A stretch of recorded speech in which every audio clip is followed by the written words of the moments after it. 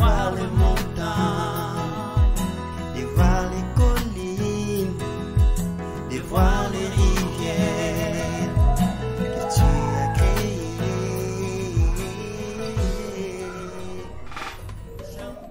Bonjour à toutes, bonjour à tous, bonsoir, selon l'heure à laquelle vous nous suivez. Merci beaucoup d'être connectés et de tomber sur ces images. Nous vous prions d'y rester. Nous vous aimons beaucoup. C'est une tranche qui s'appelle Les temps de l'Éternel. Votre tranche, notre tranche. Les moments idéaux pour partager la parole de Dieu avec vous qui me suivez de partout, que ce soit en prison, à l'hôpital, partout dans le monde, en Europe, en Amérique, en Océanie et partout ailleurs. Nous disons merci pour vous tous qui nous encouragez par vos likes et aussi vos commentaires.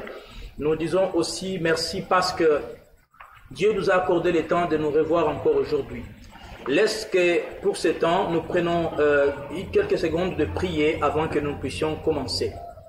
Yahweh Dieu Tout-Puissant, nous te sommes infiniment reconnaissants parce que tu as fait des choses extraordinaires, nous permettant de nous lever aujourd'hui. Et en ce moment précis, nous voulons partager ta parole. Laisse que du début, l'achèvement et la fin, que toi tu nous guides par le Saint-Esprit, car la parole est la tienne. Nous sommes ton peuple et les serviteurs que tu as choisis, Seigneur, sont les tiens. Que cela se fasse ainsi pour la gloire de ton nom et le salut de nos âmes. Au nom de Jésus-Christ. Amen. Merci beaucoup, ma sœur ou mon frère, de partout où tu me suis. Mon nom c'est Kakagad et à la réalisation je suis aidé par le frère Don Divin Rache. Avec lui, avec toute cette équipe qui nous tient compagnie, nous vous disons comme ça merci beaucoup et que Dieu vous bénisse. Partout où vous vous trouvez, même si vous êtes éloigné de votre famille, sachez que Dieu vous aime toujours. Et nous poursuivons comme ça avec notre thème avec lequel nous sommes, c'est sacrifie-toi pour les tiens. Sacrifie-toi pour les tiens. L'écriture de base, nous l'avons tirée de Jean chapitre 15, verset 13. Et nous avons démontré que quand nous disons de nous sacrifier, c'est de nous priver de certains de nos droits pour faire du bien à ceux-là que nous aimons. Et nous avons dit que les nôtres, ou encore ceux-là pour lesquels nous devons nous sacrifier, ce sont les humains comme nous, ce sont nos frères proches, nos familiers. Et nous avons des choses à faire pour les aider, surtout en ces moments difficiles où la pandémie du Covid-19 a plongé toute l'humanité dans une crainte incroyable. Et nous avons dit, si les scientifiques et le gouvernement font leur travail pour chercher à nous aider, nous, en tant qu'enfants de Dieu, nous avons aussi quelque chose à apporter dans cette lutte. Et la première chose que nous avons citée, c'était la prière. Nous avons donné différentes manières de faire la prière et nous avons fini par dire qu'il était important, lorsque nous prions, que cela soit selon la volonté de Dieu, que nous ne puissions pas faire de la prière juste une réaction, c'est-à-dire une méthode curative lorsqu'il y a des problèmes, c'est alors que nous prions, mais nous devons prier à tout moment. Et enfin, j'avais dit qu'il fallait aussi, lorsque nous prions, que ce soit pour notre communauté, notre monde, ou encore pour nous-mêmes, nous devons demander à Dieu de nous ajouter de la valeur. Parce que très souvent, nous courons derrière des choses, mais en réalité, ces choses, Dieu les a mis en nous, parce que nous avons la possibilité de créer de la valeur qui attireront ces choses vers nous. Amen, amen.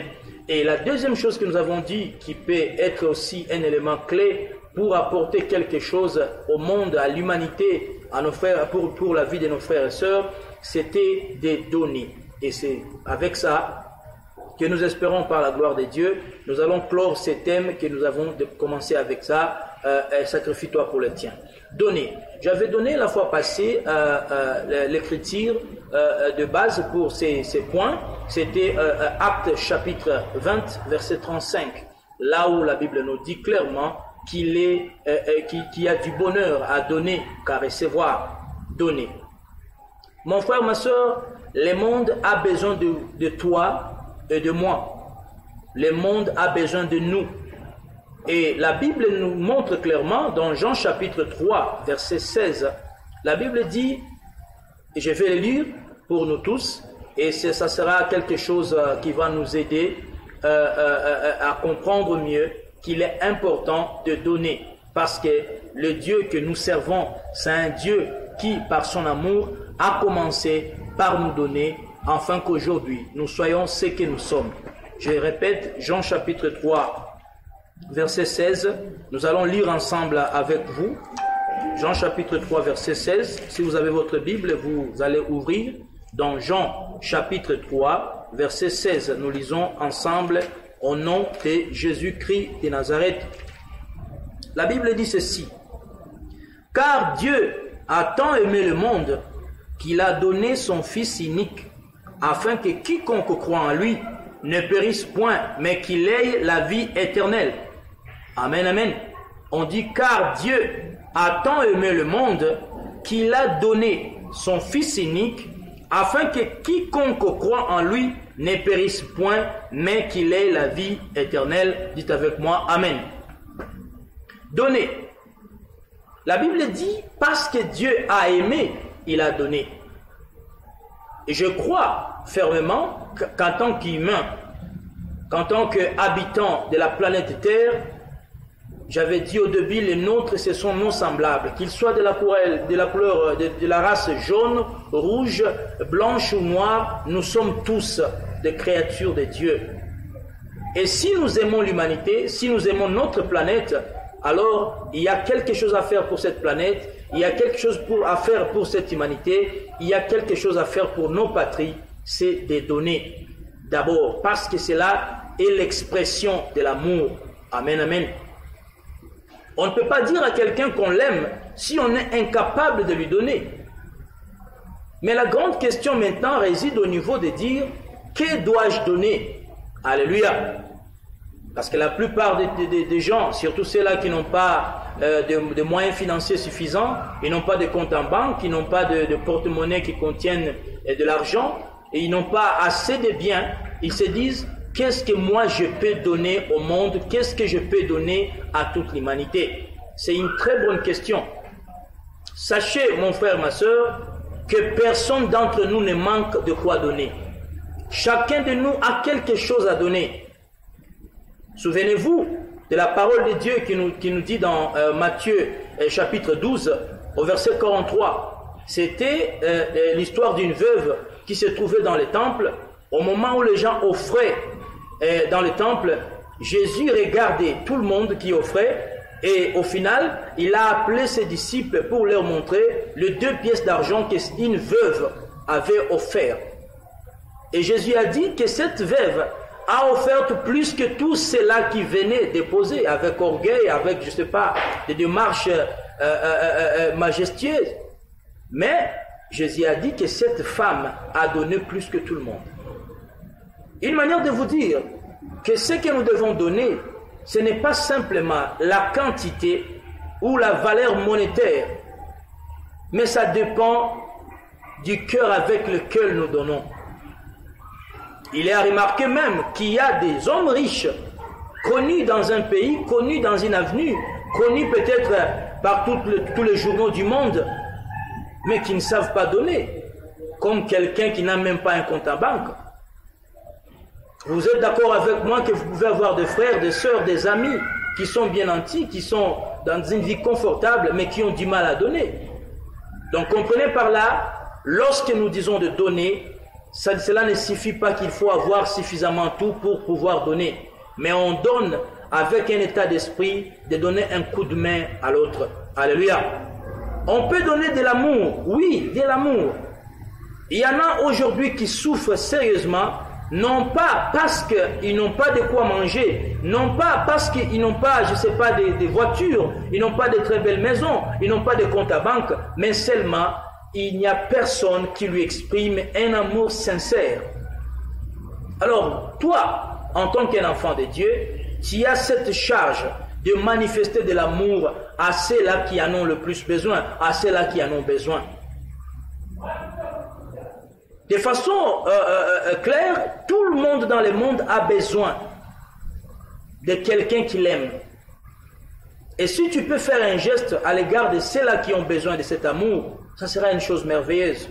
Je vous donne le cas de l'enfant d'une sœur, l'enfant d'une tante, l'enfant d'un oncle, un enfant qui n'a pas tous les droits comme tes enfants, mais qui habite avec toi. Je vous dis sincèrement, cet enfant a beaucoup plus besoin de l'amour que vous ne pouvez pas même vous imaginer. Il a besoin de quelqu'un qui va lui parler. À côté de cela, il y a des enfants qui sont dans la rue. Il y a des mamans qui passent par-ci par-là, demandant quelque chose à manger, surtout en ce moment de confinement. Il y a des fous qui traînent devant votre porte, devant votre clôture. Ils ont besoin de quelqu'un qui va lui manifester de l'amour. Alors il est important de donner. Alléluia. À l'église, nous avons des offrandes à donner pour appuyer la parole de Dieu, pour appuyer, je veux dire, l'œuvre de Dieu. Et cela, c'est notre responsabilité. C'est notre responsabilité d'apporter des offrandes de diverses natures. Le 1/10 ou la dîme, c'est aussi donné. La parole nous dit dans Galates chapitre 6, verset 6, que celui qui vous prêche la parole reçoive une part de vos biens. Alléluia. Ça, ce n'est pas inventé, c'est toujours l'action de donner. La Bible dit, dans ce même chapitre, au verset 7, en disant, nous ne devons pas nous y tromper. Ce qu'un homme sème, c'est ce qu'il aura récolté. Alléluia. Il y a bon nombre de choses que vous cherchez dans la vie, alors que peut-être la solution serait de manifester cela pour autrui, afin que vous le receviez. Si vous manquez quelqu'un qui peut vous aimer vraiment, essayez de faire un effort d'aimer d'autres personnes. Car la Bible dit dans Matthieu chapitre 7, verset 12, en disant, ce que nous voulons qu'on fasse pour nous, qu'on le fasse pour les autres. Alléluia. Donnez de l'amour, donnez le peu que tu as, le peu que tu as. En ce moment de confinement, pensons à ceux qui ne peuvent rien par eux-mêmes, le vulnérable comme on les appelle ainsi. Faites un geste, donnez même un verre de riz, donnez quelque chose à manger, donnez même de l'eau. Je vous ai dit qu'il y a des enfants dans la rue, il y a des fous qui vivent peut-être des restes de grands restaurants. On leur donne, ils mangent, mais aujourd'hui, comme il n'y a pas assez d'activité, ils ont du mal pour trouver ne fût-ce qu'un morceau de pain, même dans la poubelle. Voilà pourquoi je vous dis qu'on peut donner de l'amour, qu'on peut exprimer de l'amour à ceux qui en ont besoin. Alléluia.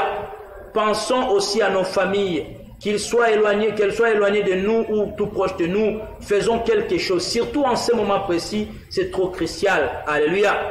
Nous pouvons donner au monde de l'information. Oui, vous disposez des informations qui pourraient protéger nos communautés.